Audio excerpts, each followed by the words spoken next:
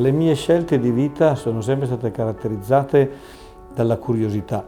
Io ho bisogno di cambiamento, senza cambiamento mi manca l'ossigeno, quindi la ricerca, l'esplorazione, mettere in discussione la certezza per l'incertezza è ciò che ha sempre animato la mia vita, e soprattutto non ho mai ascoltato chi diceva che non avrebbe funzionato. È il tuo istinto che ti porta a fare così.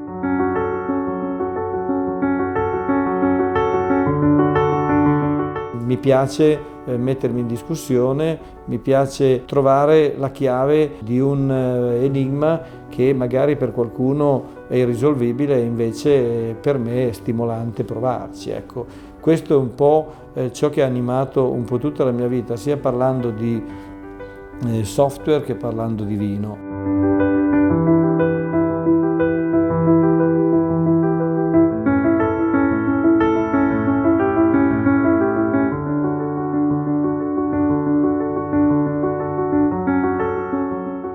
Per me il vino è un prodotto culturale, è un prodotto che deve avere un contenuto che non è soltanto ciò che caratterizza una bevanda alcolica, ma deve essere qualcosa che attinge al passato, alla tradizione.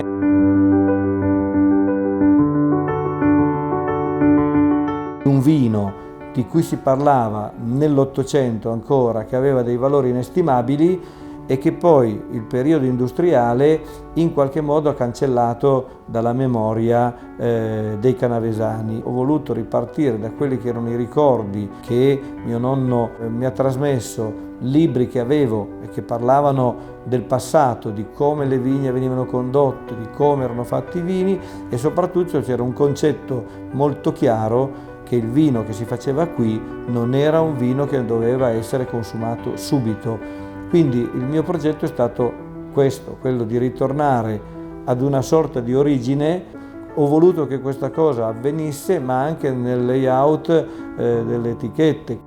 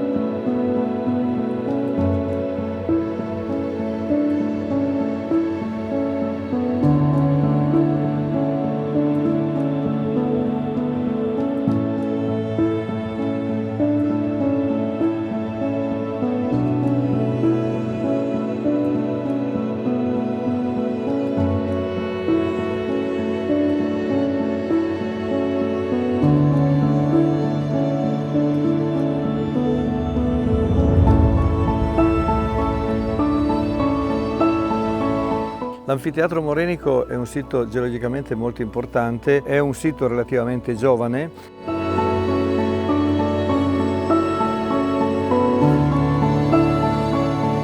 Nel momento in cui si era ritirato il mare Adriatico, che arrivava fin qui e si spingeva anche in Valle d'Aosta, si sono create condizioni climatiche particolarmente avverse, quindi prima grandi piogge e poi un grande freddo, e ha determinato la formazione di anfiteatri morenici un po' su tutto il nord dell'Italia.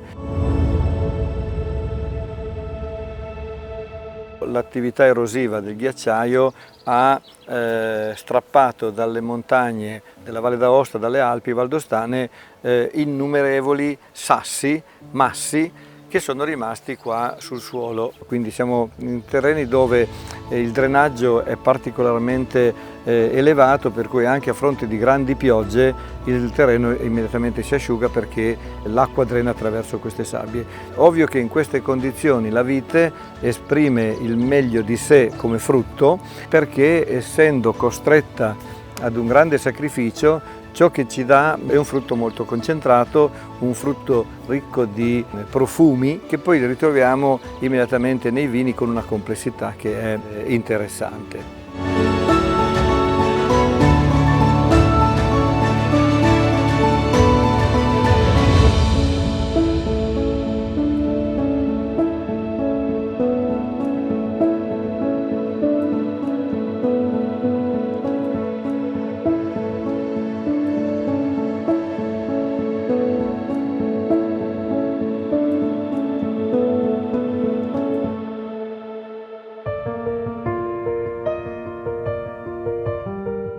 La scelta di essere estremamente biologici e quindi di non alterare i processi che normalmente sono quelli naturali della pianta, così come alterare il profilo dei suoli, ha fatto sì che venisse tutelato e conservato il patrimonio della microflora e microfauna presente nel suolo. L'attività di lombrichi, per esempio, è un'attività importantissima, sono in grado di far assimilare alla pianta i minerali che sono presenti. L'unica concimazione avviene con il taglio dell'erba e il suo conseguente leggero sovescio che facciamo. Non viene fatto uso di erbicidi, ma soltanto di un'attività che sotterra in qualche modo la zolla erbosa e fa sì che l'erba muoia marcendo e nutrendo la pianta. Nei filari viene fatto lo sfalcio e lo sfalcio viene lasciato sul terreno in modo tale che lo nutrisca. Abbiamo nei primi anni l'abitudine di utilizzare la senape o il rafano perché hanno una radice tossica per un parassita i nematodi.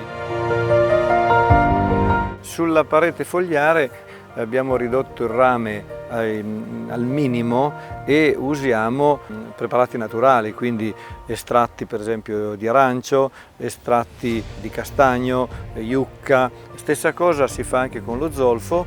Per proteggere la pianta dagli attacchi di oidio utilizziamo per esempio il latte vaccino miscelato in acqua e poi addizionando lo zolfo, per cui questo consente di ridurre lo zolfo che andiamo ad utilizzare. Fa sì che sulla buccia dell'acino si formi una protezione, un velo che protegge i lieviti autoctoni, spontanei, che sono poi quelli che noi utilizziamo per fare la fermentazione. Ovvio che la scelta di utilizzare lieviti indigeni caratterizza decisamente i vini un anno per l'altro, quindi ogni annata ha un clima, un andamento climatico che lo si avvertirà poi nel momento in cui assaggeremo il vino di quell'annata. La scelta è stata importante, per certi versi rischiosa, ma è un vino che nasce in vigna e viene completato in cantina.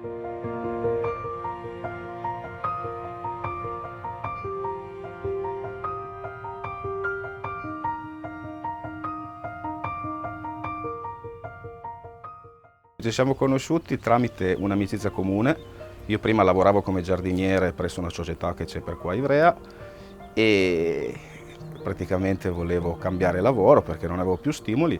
Guarda caso quel giorno lì che ho detto sta cosa che volevo cambiare è arrivato sto amico e mi ha detto boh, c'è un signore che vuole cominciare l'attività del vino e boh, vedi tu se vuoi andare o meno. Sono partito, allora sono andato a conoscere Domenico e poi Domenico cercava una persona del tutto estranea quasi alla vigna da poter far imparare tutto e allora siamo conosciuti ed è il 2004 e ci siamo trovati bene assieme e abbiamo continuato così. E abbiamo cominciato con i corsi, diciamo quelli più basilari, giusto per conoscere le dinamiche di una vigna che io non sapevo. Poi avevo fatto anche i corsi da sommelier. Abbiamo qualche vigna in cui arrivi o non arrivi con i mezzi, quindi devi fare a mano. Non si finisce mai di lavorare, nel senso che dalla vigna al giardinaggio in casa, alla distribuzione magari del vino, in più con gli eventi che organizza Domenico si diverte sempre a mettermi sempre un po' alla prova, come adesso.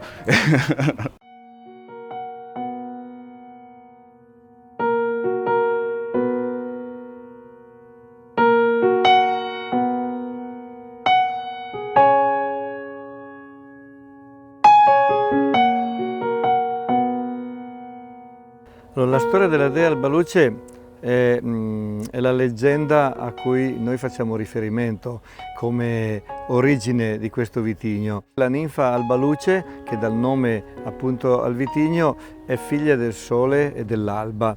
Un amore contrastato perché quando il sole arrivava l'alba se ne andava. Questo creava nervosismo in tutto il sistema solare e la luna, sorella del sole, un giorno decise di eclissare il fratello, il quale poté incontrare l'alba sul colle più alto di Caluso. L'incontro fu breve, intenso, e da questo amore infinito nacque una ninfa che chiamarono Alba Luce, perché aveva il colore del viso che ricordava quello dell'alba e i capelli biondi come il Padre Sole. Era amatissima nel lago che occupava l'anfiteatro morenico che abbiamo qui davanti, e tutti portavano lei doni, pesci, frutti e quant'altro. Era adorata. Però, come in tutte le leggende, c'è sempre un personaggio cattivo. La regina Ippa decide di svuotare questo lago per avere più terre da coltivare. Questo avviene, ma in modo disastroso, per cui moltissime persone muoiono sotto il crollo di questa sponda. Il lago si svuota, la ninfa Alba Luce disperata piange, le lacrime cadono su dei rovi che si trasformano in una pianta di vite, di erbaluce, un'uva che a maturazione ha i colori dell'alba, e di qua il nome appunto del vitigno. Ecco.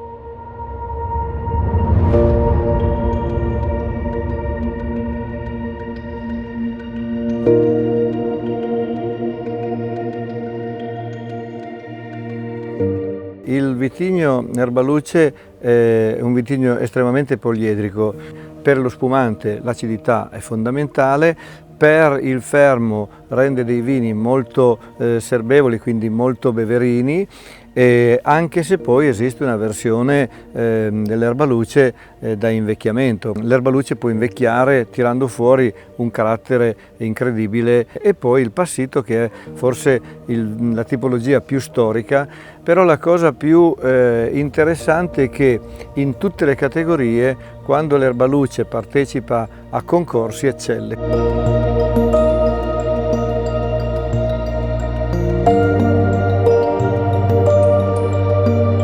Un'altra uva che viene coltivata da me è la Malvasia moscata, un vitigno che era scomparso. Ho avuto modo di trovarne traccia su dei libri molto antichi.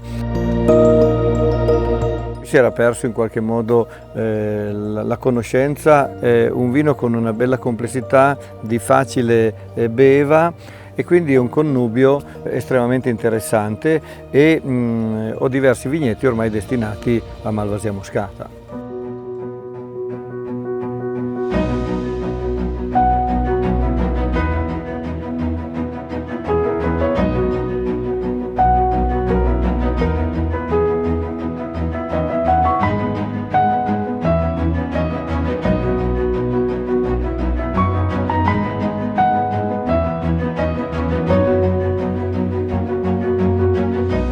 Chin è un'erbaluce coltivata a Guyot con delle produzioni contenute, limitate, rese basse. In cantina il processo è molto semplice, si cerca di fare in modo che quest'uva subisca meno operazioni possibili, si fa partire la fermentazione su lieviti indigeni, lieviti spontanei, fermentazione che poi si completa già nelle botti, e questo continuerà a rimanere sulle sue fecce fini in queste botti da 20 ettolitri tra i 2 e i 3 anni, con battonage settimanali, e poi riposa ancora un bel po' di tempo in bottiglia per completare il suo affinamento.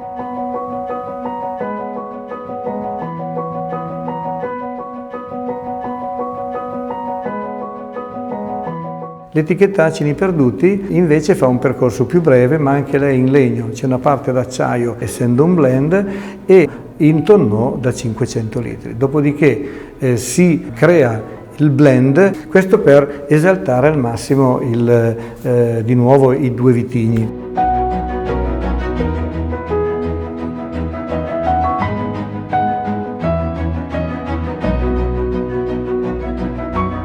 Per quanto riguarda lo spumante e la cuvée, la sua vinificazione del vino base avviene in barriche esauste. Normalmente si esce con 60 mesi di permanenza sui lieviti, quindi è un vino di grande complessità, effervescenza molto elegante, vellutata, che lo caratterizza. In ultimo, ma non per ultimo, il passito nasce da una selezione di uve che vengono raccolte prima della normale maturazione, quindi si fa il passaggio prima della vendemmia normale perché si deve portare un'uva in cantina sui graticci ad appassire con una maturazione non ancora completa per conservarne l'acidità. L'appassimento dura normalmente fino verso la metà di febbraio, inizi di marzo, dopodiché si passa alla pressatura di quest'uva e ottenere questo nettare molto concentrato. Di lì l'affinamento che può durare diversi anni. Rimangono come passiti almeno 4 anni prima di essere messi in commercio.